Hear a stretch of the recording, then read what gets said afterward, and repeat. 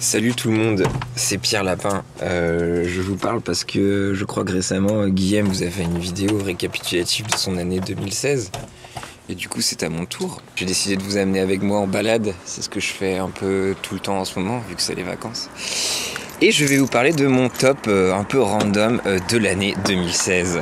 Une année ma foi fort sympathique pour tout le monde, mais on va pas épiloguer là-dessus très très longtemps, n'est-ce pas? Les gens le font assez sur Twitter.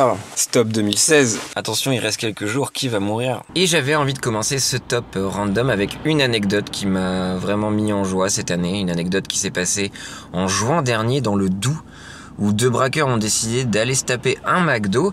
Le braquage s'est plutôt bien passé, sauf qu'étaient attablés 11 membres du GIGN. Mauvais timing, et d'ailleurs c'est cet élément qui me met vraiment en joie. Par contre le braqueur s'est pris une balle dans l'abdomen je crois. Mais ça s'est plutôt bien fini en soi, et je trouve que c'est une merveilleuse histoire que j'aimerais peut-être voir adaptée en biopic. Ça peut être très intéressant, soit par Andy Samberg ou Tarantino, je sais pas trop. Pour continuer dans un truc un peu basique, top de fin d'année, j'ai envie de vous parler de peut-être mon film de l'année. Et si c'est mon cœur qui parle, j'ai envie de dire que c'est Midnight Special, un film de Jeff Nichols qui nous raconte un road trip de son père et son enfant atteint de pouvoirs surnaturels / de type alien bizarre. Dad, it's okay.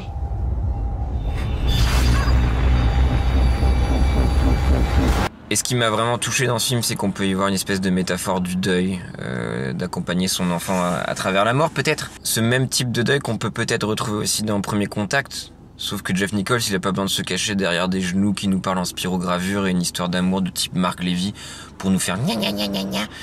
Bref, je te déteste Denis Villeneuve.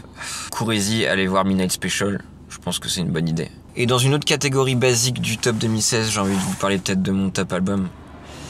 Top album 2016, top album. Métro technique, H2421. Ces rappeurs font les acteurs, non pas des culottes. Go la vie est moche, donc on l'a maquillé avec des mensonges. Bon non, ça peut pas être tous les ans PNL, mais ça tient aussi en 3 lettres et c'est Pup, mon album de l'année avec The Dream Is Over.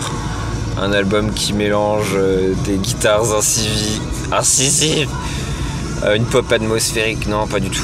Bon, c'est un peu hardcore, y a des élans un peu émo, ça parle de chiens morts. T'as envie d'être un petit peu ému, d'avoir les poils, mais en même temps de crier ta race. Et c'est ça qu'il me fallait en 2016, une fois de plus.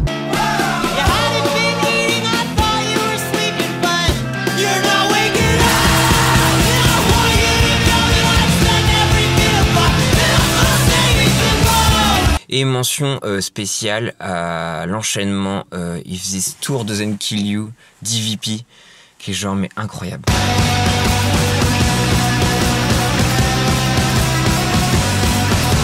Sinon dans mon top jeu vidéo, j'ai envie de mettre Overwatch, qui est le jeu que j'ai le plus saigné, qui m'a fait rencontrer de merveilleuses personnes. J'ai pu fonder une très très belle équipe qui s'appelle la Team Long Boudage de Plaisir. Et nous espérons aller loin dans le game. Et sinon, juste pour parler du jeu, le caractère design est juste magnifique. Les backstories des persos sont trop cool, j'ai envie de voir un film Pixar là-dessus. Le gameplay est incroyable, tu peux te faire des sessions de 6 heures comme d'une petite demi-heure. Le plaisir n'est jamais boudé. Et voilà, j'attends la suite avec impatience. Sinon, je joue très bien Zenyatta. Voilà. Et pourquoi Overwatch? Parce que Overwatch aussi a été à l'origine d'un des mimes, faut que j'apprenne vraiment à le dire, un des mèmes les plus drôles de l'année avec les vidéos Play of the Game. Ou encore celle-ci. Ou celle que j'ai faite et j'en suis pas peu fier. Sinon en top vidéo de l'année 2016, j'ai cette vidéo de cet enfant chinois Billie Jean que j'ai vraiment beaucoup apprécié.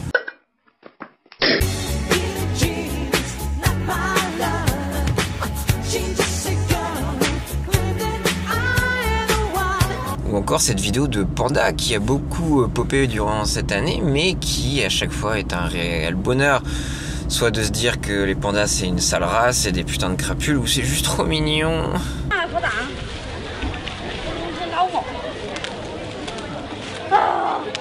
Et la dernière vidéo de l'année pour moi, c'est cette vidéo qui représente tellement ces barres de rire qu'on s'est tapé sur les filtres Snapchat. I don't appreciate it when you're being mean to me.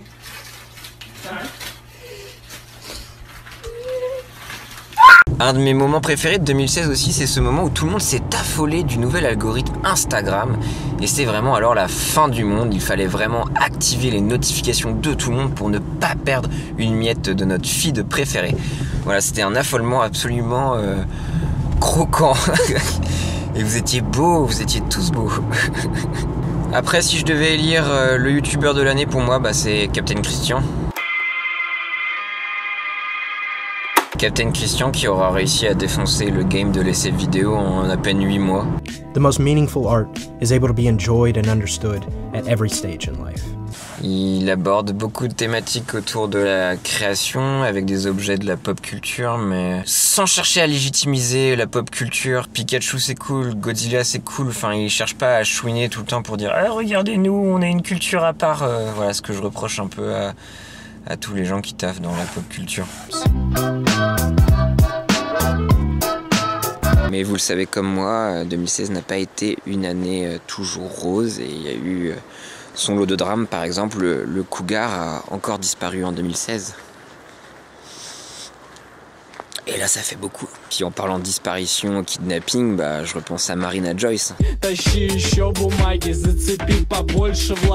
pense que c'est quelque chose qui a bouleversé un petit peu tout Twitter et ça m'a ému de voir autant de cohésion. Franchement, s'il y avait eu autant d'entraide et de cohésion pour anéantir Daesh, on n'en serait pas là aujourd'hui. C'était vraiment magnifique.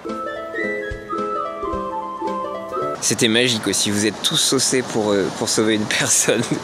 Vous avez fait tous vos petits films, c'était vraiment croquant aussi. D'ailleurs, je me demande si c'est pas un peu l'événement qui nous a fait basculer dans l'ère de la post-vérité, parce que c'était vraiment tout pour le buzz, où on check pas vraiment, mais on s'alarme quoi. Très bel événement. Aussi dans mes coups de cœur de l'année, il y a aussi John Sudano qui est cet artiste batteur qui nous fait des belles reprises de chansons, mais en y incorporant la chanson All Star de Smash Mouth.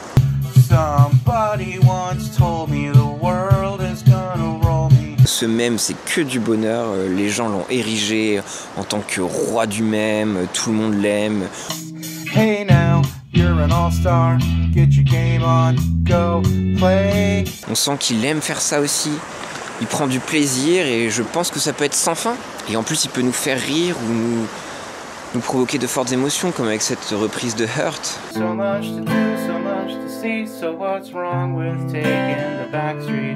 Bref, John Sudano, je t'aime, prends soin de toi et continue. Après, je pense qu'il est de bon ton de parler aussi de 2017. Et 2017, j'ai beaucoup d'espoir pour cette année et surtout la seule chose qui me fait envie, c'est peut-être la disparition du mouvement dissident. Parce que la dissidence est basée sur beaucoup de victimisation, sur ouais, je suis en marge, je fais pas partie de la bien-pensance, je suis edgy et tout. Mais sauf que la dissidence devient quelque chose de mainstream. Et donc c'est voué à disparaître, vous êtes tous des moutons. Voilà, j'espère que la nouvelle dissidence pour 2017, ce sera avant tout l'amour. Voilà, c'est la fin de mon top 2017. J'espère que ça vous a plu, que c'était pas trop à l'arrache, mais je voulais vous faire part de ce magnifique coucher de soleil. Donc prenez-en plein les mirettes, les petits amis. On se retrouve vite. J'espère que vous passez de bonnes fêtes auprès de votre famille et soyez prudents pour le nouvel an, buvez pas trop, tout ça. Bisous, bisous, bisous.